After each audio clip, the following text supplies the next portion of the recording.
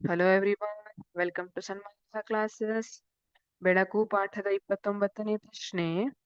ಅಕ್ಷಿಪಟಲದ ಯಾವ ಭಾಗದಲ್ಲಿ ವಸ್ತುವಿನ ಪ್ರತಿಬಿಂಬವು ಮೂಡುವುದಿಲ್ಲ, ಏಕೆ?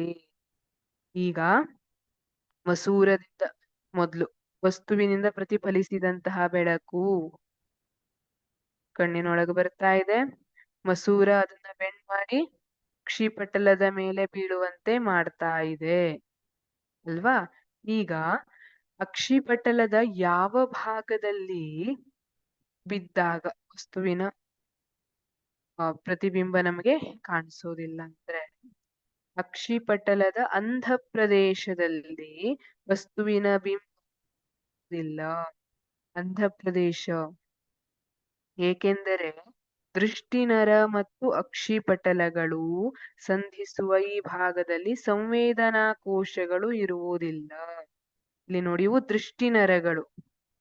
ಈ ದೃಷ್ಟಿನರಗಳು ಮತ್ತೆ ಅಕ್ಷಿಪಟಲ ಸಂಧಿಸುವಂತಹ ಜಾಗದಲ್ಲಿ ಸಂವೇದನಾ ಕೋಶಗಳು ಇರೋದಿಲ್ಲ. ನಿಮಗೆ ಗೊತ್ತಿದೆ, ಅಕ್ಷಿಪಟಲದಲ್ಲಿ ನರಕೋಶಗಳು, ಸಂವೇದನಾ ಕೋಶಗಳು ಇರ್ತವೆ.